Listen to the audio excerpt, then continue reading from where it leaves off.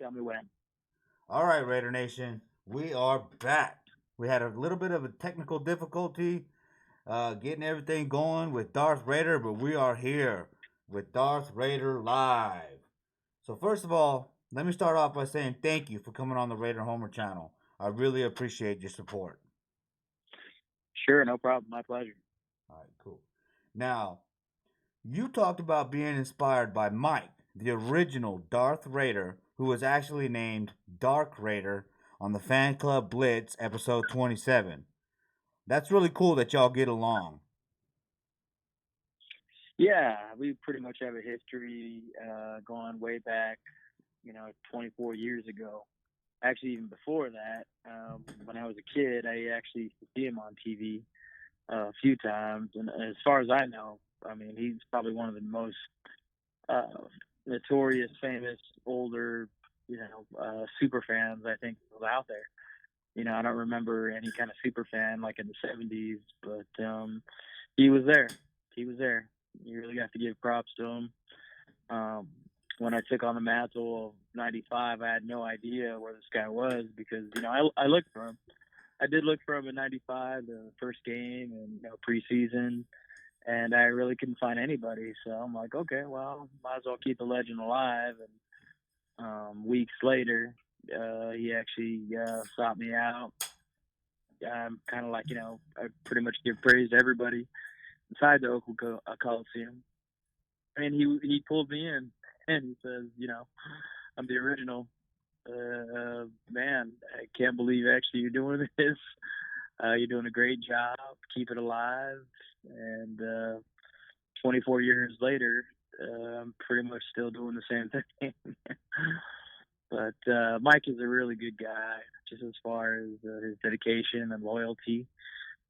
He did come out to our tailgate, the Dark Side tailgate, a few times throughout the years. I didn't see him last year, but throughout our history, I followed him and his departed wife, God rest her soul. And he's just a really great, humble, loyal fan. And for him to give me his approval, meant everything to me, man. Because I think if he would have told me to just shut it down, I would have, no longer, dressed up and represent the Raider Nation. But as long as I got his approval, Darth Vader will be alive and on even to the next chapter in Las Vegas. So Man, I think yeah, that's awesome, dude, that you got his approval. Because one thing I would like is for the Raider Homer moniker or persona to be carried on once I can no longer do it. These are, I think that would be cool. I've even talked about, Dre taking over the mob boss role in the past. Some of these characters, they're doing such great work that you want them to live on because they're more than the person, inside the mask. They're about, right, setting a standard and helping people and cheering the team on and staying back, having the team's back the whole entire time. yeah, that's correct. I mean, there's a bunch of guys I've seen model some of the legendary fans that are here before, including like Gorilla.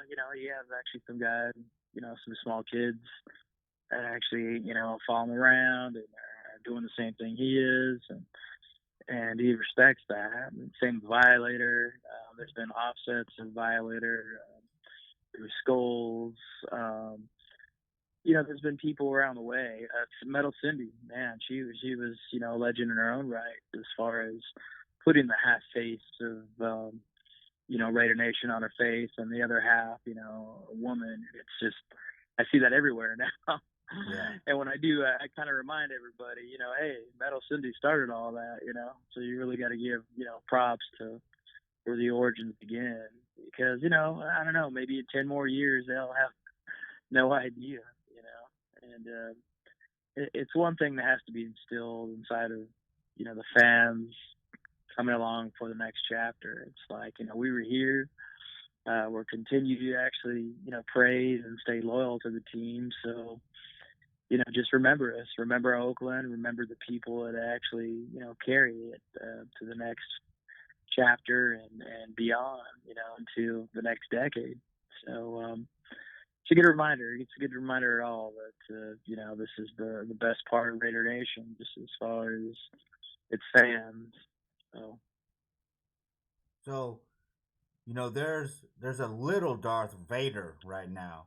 So, what would uh-huh. be some of the words of wisdom you would pass on to little Darth Vader that you learned from Dark Raider on your own path?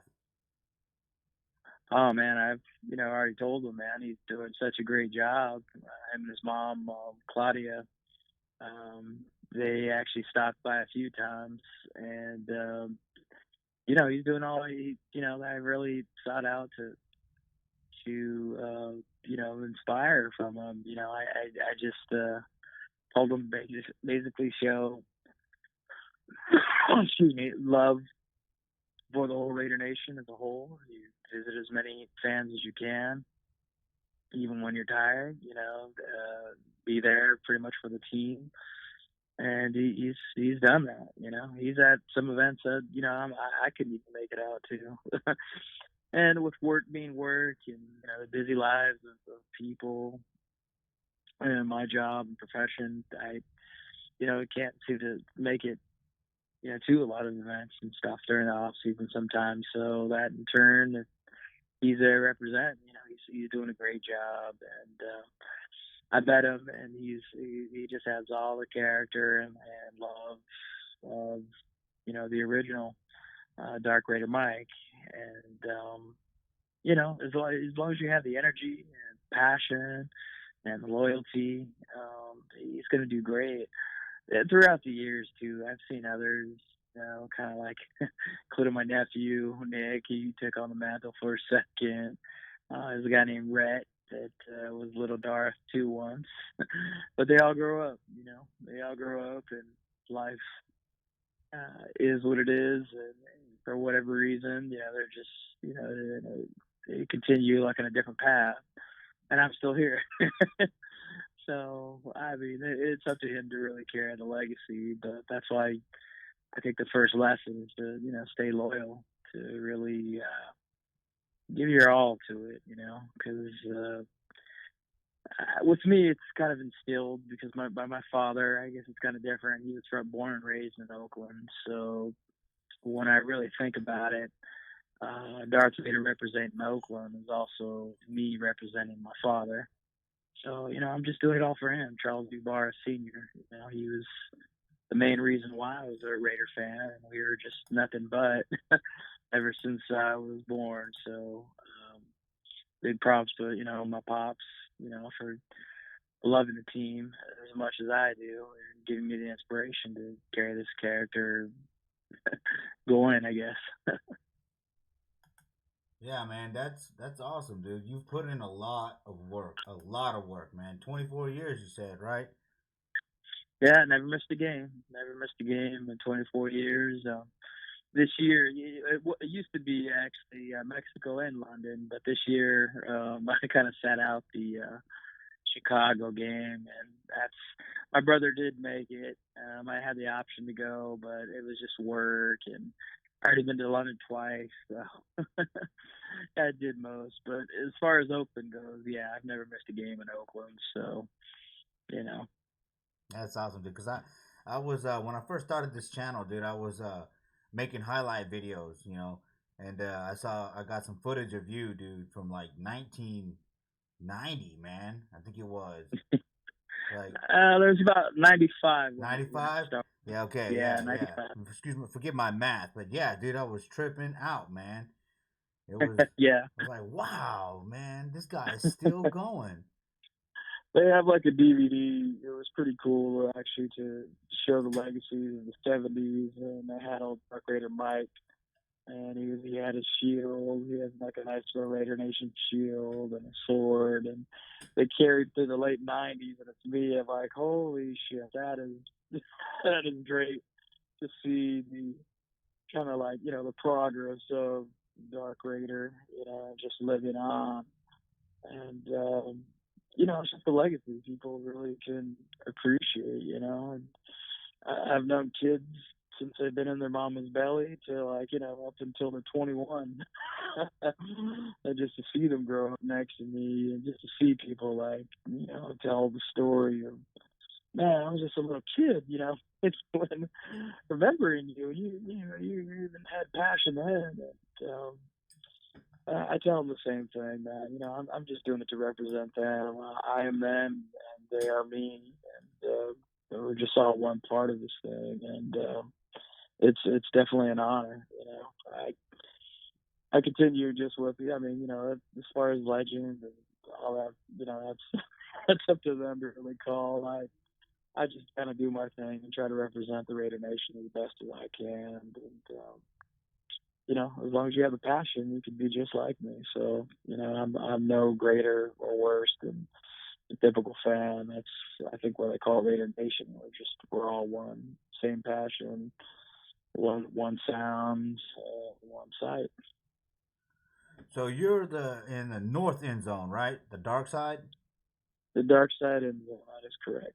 Okay, so the stories came out. I think it was week one in that win. I'm not quite sure the exact week, but that Jonathan Abram came out and grabbed your lightsaber. That was Harris, actually, Eric Harris. Oh, okay. Yeah, he was actually this year picking up, and to hear his story about playing in the Canadian League, and as far as doing other jobs, I think he had a job at UPS, and to witness his progression as well, grabbing some picks here and there, some good plays. That guy was so juiced, man. He was just so juiced. And he came up to me and he, grabbed it right away. I didn't let it go because I don't know why I didn't let it go like at first, but I was Such a just like, lightsaber. You're not supposed to let it go. Yeah. You can't take away Darth's lightsaber. Right. But he looked in my eyes. He looked in my eyes and basically like, "Hey, let me have it just for a second." I'm like, "Oh, my bad." Like, and there it was for the whole world to see. It was on Twitter, and I don't know if you know Raider Amanda.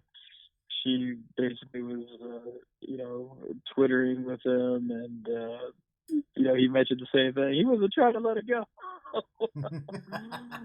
But hey, man, after that he was balling out too. So I said, I think every part of the team should grab the saber just for some kind of good luck, man. I think power later of the dark side. Yeah, exactly. The power of the dark side is vast and far and wide. But and later on, if I can recall, some other guys actually picked it up and they were just taking their turns. That's cool, man. Yeah, because you really realize too, they're all a bunch of kids too, man. They're just grown men, kids. Hell, they're younger than us. Exactly. They just like that fun, man, and just to see them smile and see their passion and just see how juice they get after, touchdowns and interceptions. It's just, they got the greatest job in the world. And I think these guys realize that. And might as well have some fun, Yeah, so, you're in the north end zone. How important was it for you to represent the north end zone as well as the south end zone was represented? Oh man, it's really important. It could have been easily done if I would have sat in the black hole like the other guys. But I figure Gorilla and Deadpool, Raider, etc. Shea, Skulls, they have enough representation down there. So I kind of want to make it a world wide, sort of like a different section, including my own section, just where the dark side can resume. And we also have a tailgate my brother puts up, darksidetailgate.com, if anybody's interested. I think maybe later, my brother's trying to figure out if he's actually going to do it or not in Vegas. But at least for Oakland, he's done it for a long time as well, a couple decades. So I want to represent both. So we have like a dark side tailgate and also the dark side area and T-shirts, and it definitely was a smaller faction, but it was one just as passionate. That was in the D lot also, right? Yeah, that's the A lot. Oh, okay. Right front. Yeah, right when you're coming in. Because I remember Right before being the at your entrance. tailgate in November against the Chiefs, I think of 2018, and me and my daughter we were throwing the balls into those little football things that you had, where Oh we could hit yeah. the target and whatnot. And we got a Yeah. couple of bullseyes, and that was the game that was my first game in Oakland, and I thought I could take a ball into the stadium, and the security guard's like, "What are you doing?" I'm like, oh, I was just taking this in. He's like, you can't bring that in here. I was like, oh shit. So I'm right there at the gate. I'm like, what do I do with this? And I ran over to your tailgate and I asked somebody to hold the ball for me, and they did. They were a little skeptical at first, but I didn't really quite understand what was going on, who exactly I was talking to, and they went ahead and took the ball. And after the game, I came back. Me and my daughter came back. We got the ball, and you were taking off your gear, but man, you threw all the gear back on at the end of the game, dude, of a loss, and took a picture with me and my daughter, dude. I mean, I really appreciate that kind of passion, dude. Thank you very much Oh, for doing that for us. my pleasure, man. It's definitely a pleasure to actually serve all of Oakland, and I'm here basically for all of you, man. I mean, it's just win or loss. It's That's part of our job, to keep the inspiration alive. If we lost that game, it's I'm pretty much already thinking ahead. I kind of tell everybody that, we've had some losses to sort of, kind of like humble us a little bit, but it's all to get to the next level, man. I mean, there's always solutions of any issue that the Raiders have, and it's just about keeping that will and inspiration up for on to the next year and the next week and the next day, and it just it never stops, man. For at least for me, I'm always kind of trying to think of a way. I'm looking at college players, looking at wide receivers, recently to sort of get at this hole, and really have to diagnose and look upon our problems to sort of find a solution every single day. There's answers, and that's pretty much our organization right now. As well. What's the GM thinking about right now? What's Gruden thinking about right now? Are there going to be different options? Brady is actually a target now that is a mystery if it's factual or fake, but it's something that you got to think about, and it sucks to be honest. I mean, not every Raider fan. I think the majority of Raider Nation is like, can we really root for this guy? But I tell you what, man, I'm a Lakers fan, and I wasn't a fan of LeBron either coming to that game. But hey, guess what? We're winning. So I think winning is the best cologne, as Matt used to say. And as long as we try to figure out some kind of recipe to get us into that victory mode, man, I mean, sky's the limit.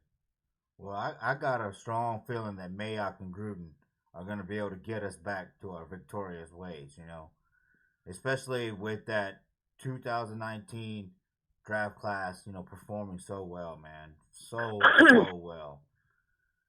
Oh yeah, Max Crosby. You have Waller picked up from the practice squad. Yep. You have Josh Jacobs, pretty much in our eyes, rookie of the year. You have Cleve Farrell. You have Abrams that was just cut short. Just I mean the most yards I think of any rookie class, and if that doesn't speak just volumes of what this combo of Mayock and Gruden can do. I mean, who's to say we can't just do it again? And right now, I'm thinking logically. I think the Brady thing is all bullshit, and I really think that Carr is actually a Pro Bowl quarterback with the weapons actually attached. He already proved this in 2016. We had Crabtree, we had Cooper, we had Jared Cook, and that was it. Pro Bowl. We got to the playoffs, and like more than a decade, we had to wait for that damn year, and it just worked, man. It worked. They picked the right people. Jack Del Rio was a decent coach, and somewhere on the line, I think the next year, just for some reason, we weren't happy. We needed more and more adjustments, and that was just the end. Yeah, we're a good, you know, 4 years away from that. But I remember that year was just clear as day, and that proved to me that actually we have a quarterback. It's just you need tools, you know. Brady didn't get that far as well either because he had no receiver. Same issue. The Cats in Philadelphia, look at their receiving core. You know, they came short. They went far, but they still came short. But you have to realize, you know, we have, I don't know, not a real tidy group as far as the receiving class, and we really need to make adjustments. We need to look at free agents um, across the line. I thought Mike Thomas was going to be free, but I think Saints just pulled him on extension. So there's other cats we got to look at. And there's draft prospects, you know, guys from Alabama. You know, I was just reading about. I really thought that guy Chase out of LSU was actually available, but turns out he's not available for next year. So you know, you really have to look at this whole class, and that's our solution right there. I mean, that's what we really got to focus on. You know, I need if I want to talk to people about the Raider Nation, that's all I'm thinking about right now is receiver, or if, I mean it could be somebody defense as well. Linebacker is also a need, I think, for us. Corner, I mean you could pick probably a few positions on the defense and just come up with solutions, man. That's what really gets me excited. That's what sort of gets me going, just as far as looking at the future and what we could bring into 2020 season. So, excuse me, you have a unique perspective, on the Gruden eras, right? You were there at the beginning, the first era, 1998, and you were there at the beginning of this era. Talk about like the excitement. How similar or different is the excitement, when Gruden first came as to when Gruden came back? And what are some of the similarities? Even though we went 8-8 the first 2 years, this time we went 4-12 and then 7-9. Yeah, just talk about some of the similarities that wouldn't show up in the stat line. He always was a very intelligent coach. Right from the start, he implemented different, pretty much formations. He had different sets as far as a big formation, passing out of power, and mixing up the defense. And he had a little bit more energy. I got to really, think about, the 97, 98. But, I mean, that just goes with age, right? But, I mean, think about, like, what Andy Reid, him starting out, up from the Eagles till now to Kansas City, and his mind. And I think the reason why Mark Davis actually selected Gruden is because it's pretty much the same beast. These guys live, eat, drink, football. I mean, it's just every single day. So his stats are so dynamic sometimes when he has the right personnel that he kind of confuses, I mean, when you listen to him, just as far as his quarterback camp, which I used to take pretty much every year, he's going around sets of what quarterbacks like to do, what they don't like to do, the spider white banana, basically all his favorite plays, and I dig all that, man.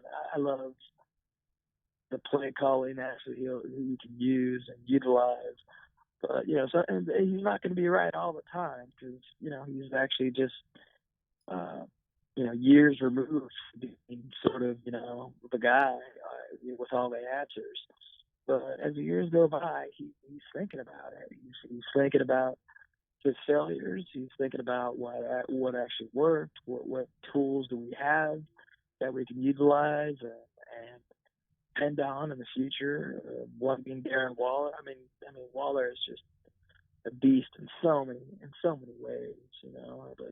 But what happens when linebacker, will cover him. It's like that's when he's just going to toast you, or safety, and these just different formations of delay when you think it's going to be a blocker. I mean, there's just so many different things you can do with him.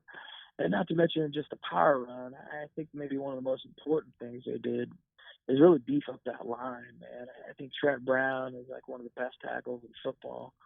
And man, he proved it. I mean, he got injured a few times, but just to see all those guys, Gabe Jackson, Hudson actually made to the Pro Bowl again quietly. Colton Miller showed improvement. Yep. So you have a pretty good line just for the basis. And if we're ever going to be successful, I speak to Lincoln Kennedy, pretty much all throughout the years. He comes sometimes, visit the tailgate, and we're talking about the line. That's like the main topic of our conversation because what I told him and what he realized as well too. The only reason why we won from the 70s to the 80s was a damn good, decent line. 5 strong men just to block people's ass off, and you had Art Shell and Gene Upshaw pulling, but safety is just like a deer in the headlights. And that's what Raider football is about, just to pound you and just to the ground. And even the Lincoln Kennedy during the Gruden phase too, he put those guys in position to block pretty much anybody in front of them. And Lincoln just pounded people. He took out Michael Strahan at his best. And it's just like it's one of the things I'll never forget, which I thank him.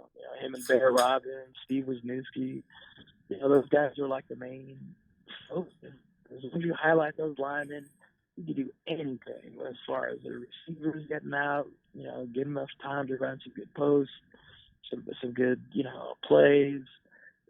Tight ends are free. Jacobs will go nuts. It just all starts with the line. And I think that's the one thing Gruden really began with, like yesteryear. There are similarities. The only difference right now is just we don't have a Tim Brown, we don't have a Jerry Rice, we don't have receivers, even a Jerry Porter. I mean, those guys actually got him to the next level. Andre Rival, he also had that cat. He had some weapons to choose from, and there's a time you had no idea where it was going to come from. He pretty much give it to the fullback on and out just to trip people up. And Rich Gannon is running. We also don't have that. What I want kind of card to actually start to experiment. Maybe not too much because running's not our best forte, but I do remember Gannon, it would just, you pretty much covered the fullback. You got tight end, and he'd just roll out for a touchdown. Why can't card you that? It's like that's it's one of the things I'd like to see. So, differences and similarities, but for the most part, he's the same intelligent coach. He's just like, Andy Reid that won the Super Bowl. He has the mind of, characters and young coaches. And because he has energy, he's always had that energy. Any player that played with him can really attest to that. So, yeah, he's a great coach, and I think there's more to see in the future. Well, that's cool, man. I mean, I appreciate your perspective on that. So, what does being a member of the Raider Nation mean to you? It means everything, man. It's been a long road since I was a kid, just following the Raiders and to now. Only difference I think when they moved back up here in '95. Well, I could say LA. Had a friend that actually worked.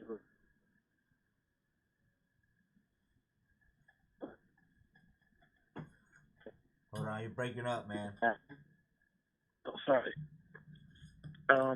You get like a perspective of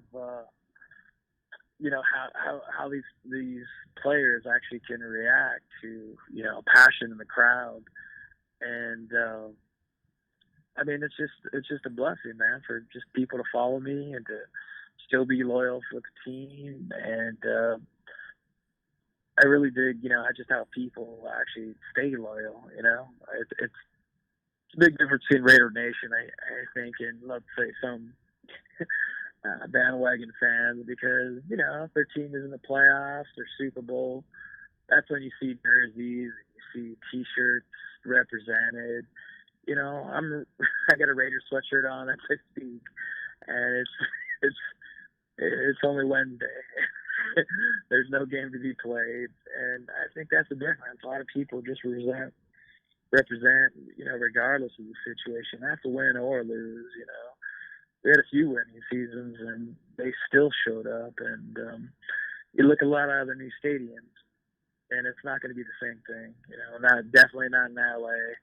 I didn't see it in San Francisco last year, and that's, I think, why we're so special as far as being the Raider Nation. That's the difference between Raider Nation and fans of other football teams. I mean, I guess if you scout the league, you could find maybe other people with the Packers.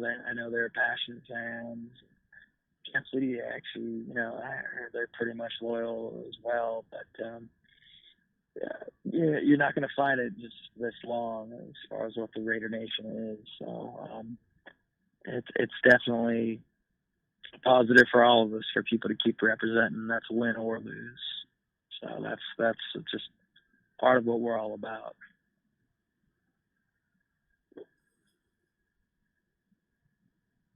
Hello? Yeah, still there. Okay, all right, yeah, okay, all right, cool. So, you shared your Eric Harris story earlier with us. Share, some more of the best experiences you had in Oakland.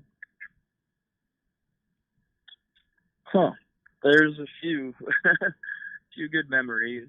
I guess I should start maybe with kind of what I mentioned a while back before talking to some other reporters. They kind of remembered the early days of what Oakland was, and got to be honest, it was pretty rough. There's some people that just did not give a shit about, basically the fans and friends and TPUC. They just want to start fights. You would see that sometimes with fans. It was a little bit too much, and it got kind of a reputation of just like, oh, you got to watch out for Oakland. It's a little bit like LA in that aspect, where fists are thrown. But as the years went by, it's pretty much all gone. Those kids grew up, to be responsible citizens, and people got more jobs. Economy is thriving, and it was more about just families going, and there's a lot more love from now until early 1990s, I should say. So that was a good memory, just as far as a whole, just to see the whole stadium grow up. As far as specific memories, one of the things that really highlights my mind is seeing Al Davis actually walk around. And he used to just stop by and give some words of wisdom as far as the things that you hear, and just win, baby, the commitment, the excellence, and just all of it. He'd bark all that pretty much inspiration to Raider Nation himself, and people were quiet. You thought it'd be pretty much. I mean, you see Al Davis. I think nowadays it'd be a difference of give me a selfie, give me this, give me that, and they'd just bum rush him. But back then, it wasn't really about that. It was just meeting the guy that created the whole Raider Nation image, and it was just a blessing just to hear him speak. I had an opportunity too to sort of maybe shake his hand or maybe talk in his ear, but I shut the hell up, man. I just it's just like what do you say to a guy that means so much to you? You might as well just let him speak, and you can just take it all in, and that's exactly what I did. It's just amazing that you see all these stories and just remember the history of the Raiders, and it's just like just to see him actually. What I recall is our reporter used to just shut the hell up as well when he'd speak, and he'd call him out. He's like, you don't know what the hell you're talking about, or yeah, you're wrong. No, that's not the way it is. Oh, you think you're right? Yeah, really?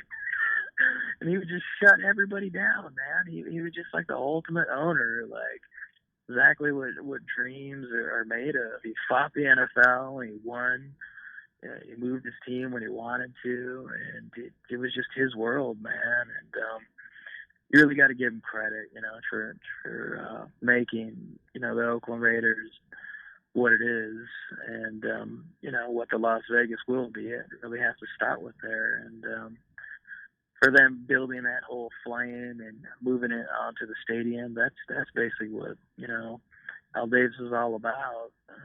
I used to talk to players too as well. Do you think Al Davis would actually want this, just as far as Vegas? And they look at me and smile and say, "Man, he loved Las Vegas. He liked to take his players there. He liked to just hang out there and just relax." So, that was definitely one of the memories I really have instilled in my mind, as well as family too. I remember my dad when he still used to go, just to see that smile on his face. Just to see him inspired from Gruden and just from all of his whole city as a kid. Just grow up, that meant a lot to me.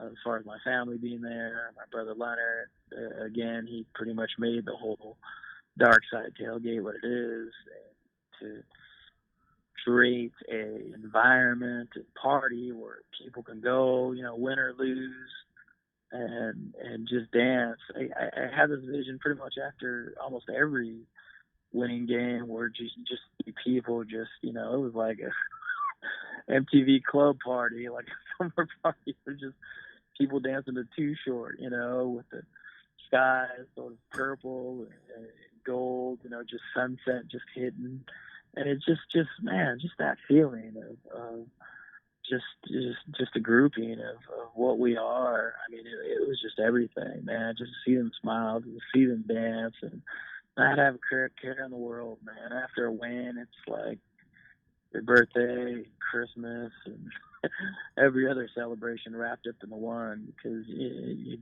know that's just the best party. So that's another memory I'll kind of always remember for the rest of my life. Were you at the 2002 AFC Championship game? Oh yeah, oh yeah. Talk That's about that, dude. Talk about that. that was one of the biggest memories as well. I was still actually going with my buddy Chad. He's a nephew of a famous Raider. We go along his tailgate, and there's whispers of Metallica being in the parking lot. I'm a big metalhead, man. I was just like, where is this? What's going on? And what? Huh? And it was just old. I mean, there were so many things going on. I had no idea what was, where everything was at. But later on YouTube, I seen that set, and oh man, they just took it to a whole new level. That might have been the best concert I think anybody has ever been to. It's still on YouTube. You could type in AFC Championship Metallica, and you're going to see a show. You can see Raiders like mosh pitting, and it was just like a glorious thing. And that was only the beginning. Yeah, that was only the beginning of the AFC Champion. AFC Championship didn't even start. We get to the game, and oh man, we just dominated McNair and all the Titans in general. It was just domination. It was play after play. I mean, Gruden just killed them. He just killed them systematically. Actually, it was Bill Callahan during that year, but it's kind of an easy mistake because pretty much the same players Gruden drafted were still on the same squad. Gruden should have been coaching that team. Yeah, I mean, you had Rich Gannon, you had Tim Brown, and Jerry Rice just killing guys, man. There are just no solutions. And when you have a offensive set like they do, it was just a lot too little, man. I don't remember the exact score, but I remember we whooped them pretty good. I remember our running game just taking over, and there wasn't one thing we couldn't do, not one thing we couldn't do. It was just beautiful. I remember Lincoln Kennedy actually his finest moment of carrying the AFC Championship trophy. And I remember hearing the interview like later, and it's like, man, I didn't know if it was that heavy. I was so gassed. Like after the game, I was like, whoa, this is kind of like weightlifting. And just to see, man, all their smiles on their face. I remember Tim Brown putting his hands on his head, thinking, man, I got there. All these years, been struggling with Mark Wilson in the LA days, all the whack quarterbacks that you have to pretty much go through, just to finally get to the biggest stage on earth was just such an accomplishment, man. And he could really, appreciate the moment itself, man. Just to see just all the whole team light up like they did, man. It was basically our finest moment, our finest moment in this second stage of being an Oakland Raider. That's what I tell everybody, it's just, you can keep your head down about, different things that you've seen in Oakland, all the losing seasons. But I remind people, we've seen every sort of moment to ever witness in Oakland, from the worst days of Jamarcus and Aaron Brooks to Tennessee. Tennessee is just a highlight of what things can be, and that's just pretty much the highlight of what the Oakland Raiders are and what we aspire to be like, So we've witnessed every single situation, so you could do nothing but count your blessings and thank God that we got that far. As far as the next win, that's only, where I'm only hunting for one more win, and that will be somewhere else. As far as maybe it is Vegas, maybe it's a new stadium that hasn't been built, but it's just one more win I'd like to see before my days grow dark, and Yes, that's the biggest stage there is. So got to be patient. We got to be patient and wait for that day, and hopefully it's coming soon. I believe it is. I do. I think Gruden, I was talking on my podcast, the Only Nation podcast, excuse me, mine and Heidi's podcast, that Mark Davis is, he's creating his own legacy. He's blazing his own trail. It seems like he's repairing some of the broken relationships that Al might have left, and headed in the right direction, dude. And the first step was bringing Gruden back because, as we just talked about, it's hard to believe that he was traded right before we went to the Super Bowl. So I really do believe that we're gonna win, and I think he can be with Carr. The rumor with Brady was floating around, but he just signed with the Patriots, so that's gone. But I think he can be with Carr. You just need to get that guy a true number one. Tim Brown came out and he said that Amari Cooper wasn't a true number one. And now here in Austin, Texas, right, the radio stations are talking about how much of a crap deal the Cowboys are in now with, Dak Prescott, Byron Jones, and Amari Cooper, and the fact that Amari Cooper is not a real number one. So Gruden has that eye for talent. You brought up Waller, right? He picked up Waller off of the practice squad, the Ravens practice squad.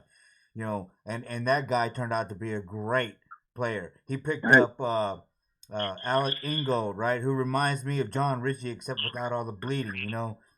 We got Josh Jacobs, right? He traded Khalil Mack and got Josh Jacobs for that, in the first round for that pick that we traded for, and then Mike Mayock, of course, is making the picks or whatever. But we got Mad Max to replace Khalil Mack, so I think we're right there, dude. That 2019 rookie class really has laid the foundation for the Raiders to be back. Oh yeah, big time. Max Crosby had more sacks than Bosa on the regular season, and if that's not telling, then I don't know what is. Right. I mean, he had 10 sacks. Bosa won the award because he had more pressures, but hey, man, so what? We this guy, it was on nobody's radar. And for me, I have to pick him, with his long ass arms and his toughness and his speed. I mean, we found a gem, man. This guy had 10 sacks. I mean, guys get paid a lot more for 10 sacks. I mean, you can't just come off the bat and have that stat and then, just overlook that. I mean, that's just, it's a blessing, man. 10 sacks is more than Bosa's 9. And I don't think a lot of people realize that. But I mean, it's, we know what we got. We know what we got, and we're just gonna get better with, Mayock's pretty much intelligence and history for knowing the game. Al Davis was the one that called on him too back in the day too, and people don't even remember that. He was like, "I'm watching a guy on ESPN that knows his stuff. I don't want to release his name," and It was great that it was just on Al Davis's radar even way back when, Mark man. learned from his dad. He learned well from his dad. You know, a lot of people, and I know that you were a part of the Oakland fan base and are a part of the Oakland fan base, but a lot of people were upset with Mark. But Mark had some good business ideas, and he carried on his father's legacy. It wasn't that Al never had any interest in Vegas. He did. It's just that the NFL didn't have interest in Vegas. And so, you know, Mark, in my mind, is respecting his father's legacy, repairing the last 20 years of his father's legacy while Yeah. creating his own legacy. And yeah, we're right there knocking on the door, man, with the 7-9, you know, Raiders Hmm. team. And we could have easily won that game in Houston. We could have won that last game in Denver. You know, Hmm. there's a couple of quarters that we wish we had back throughout the year that cost us a game. You know, we're right there, man. We're knocking on heaven's door. I believe it. Yeah, people they don't realize. I mean, when Al passed, I think Mark handled it pretty much like any good, smart person would, knowing that you have a team and history. He pulled in John Madden. He pulled in Ron Wolf, people that have worked with Al Davis before. I know this because I remember listening to Matt Madden's podcast, and he's like, I put on a board of, okay, this is all the GMs that are available. My choice is Reggie McKenzie because he was a Raider before. And, he said he didn't want to break it down and tell him what to do, but there he was with the chalkboard Boom! saying if you go this route, you do this, and if you do this route, and Mark paid attention, man. He did all that, and I think he realized he's not like big football numbers guy and coach like his dad. So what does he do? He hires people that are capable of that Yes, sir. and can assess and could give great critical analysis. And Mayock and Gruden, I mean, that's I don't know if it gets better than that, man. These guys just breathe, eat, And and shit drink football. football. Yeah, and shit football, man. I mean, it just they don't have an off switch, man. They just keep going and going and going. I mean, if you're talking about during the off season, and if you're thinking about, I mean, even today they made a big move of Yeah, with extending Jalen Rashard. Richard. Yep. Yeah, so that's a great move. I mean, my buddy talked about it as well too, and that there's days, games that guy is just the quickest guy on the field, man. And you put him on an out with some space, he's gonna get you. He's gonna get any linebacker. He's gonna be any safety. You see him on the flat like on the screen, he's just gonna kill you. And with Jacobs being the great super back that he is, he can't carry the entire load. So what do? You put in Jalen Richard for a change of space, a different shift. Well, another great And thing about Rashard, right, is that was Carr's comfort zone. Like that's what they were talking about. Gruden wanted Rashard in there, like in the fourth quarter, 2 minute drives, because Rashard oh yeah, knows how to play with Carr. You know that was key. yeah, You know, so Gruden, like his yeah. eye is right there. He knows how to make his quarterback comfortable, how to put his team in position to win. It's just a matter of players stepping up and making that play. You know what I mean? Oh yeah, and I do remember the Lions game where he just made one of the most critical catches, just Oh over yeah, the that shoulders. touch pass. Oh man, and Jalen just hit it just right. I mean, he got it right on the money, man. And it's kind of for pass, you don't really I don't know if you want to do that every time. Right, For right. him to come out of that critical situation and I that pass to me, that catch to me was just everything in the game, and that's what Raider football is all about. Being dependent on you and you making the play. And I met Jalen Richard in Mexico, and it was just the most humble cat, man. He just was just like, hey man, what's up? Oh, you're Darth Raider. Oh, that's cool. And I Hey, remember, what? The Raider players are Darth Raider fans? Boom! yeah, Mission accomplished. That's how you rep the yeah, Raiders, y'all. That's how you rep the Raiders, yeah. y'all. You knew who I was, man, and I was just laughing like, oh man, it was just like talking to a buddy, and it was with him and DeAndre and Latavius, and I'm like, I gotta know, man. I said, I have to know who in the hell is the quickest out of you bunch. like you all seem to be speedy, And he's like, man, we're racing every day. he's like, he's like, sometimes it's DeAndre, sometimes it's Tavius. I'm like, the Tavius. He's like, hey man, don't sleep on Tavius. He ran a 4.4 in college. I was like, what? He's telling me stats that even I didn't know. And yeah, he said he had no idea. It's just really depended on the day. And I really envision him as kind of like I remember a game with Jamarcus, or actually we did decent with Chargers, but I remember this little guy, Sproles, that just we had no solution at all. The little guy that was just out on the flat. You give him space, and it's over. You don't even have a chance because he's that speedy. And when Jalen's in the same situation, it's the exact same guy, man. You put him on a 5-set receiver, and he's somewhere in the slot. They don't know where this little guy is. He's gonna kill you. He's gonna kill you. He's also a utility player because he can return punts. That's key. Oh yeah, yeah. You could put him on returns. You could put it on, punts. You could put him a little bit of everywhere. Yeah. And that's just the beauty. The more things you could do in this game, man, the more likely you are to continue your career, as the years go on, man. And, so many backs and different changes, you didn't know how it was going to go. But, I mean, after every single year, and even the year before, I remember Gruden mentioned he was like our MVP after a while when, all our backs went down. And there was just nobody to depend on. And Jalen's like, I got it, man. Don't worry. I can still do some things. And he did it, man. I mean, sometimes that was their only weapon at times. So without any receivers and tight ends, whatever, he was the only guy that just was like the workhorse. And I remember that, man. I think Gruden, remembers it as well, too, as well as last year. It just keeps improving, man. Just keeps improving. That's what this game's all about. You know what, man? I have had a great time listening to you.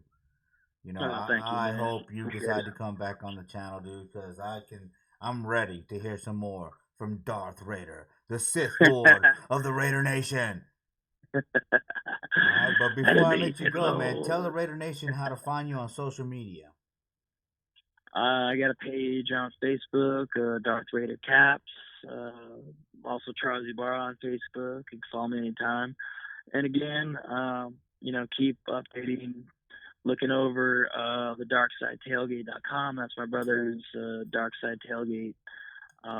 Again, we're not sure if he's going to take it to Vegas, but if I know my brother, man, he's probably already setting up somewhere in Vegas. So we'll probably get it done. He also got season tickets. We're not going to go to every game, but we're going to try to make it to the most of them. So yeah, give me a holler, Raider Nation.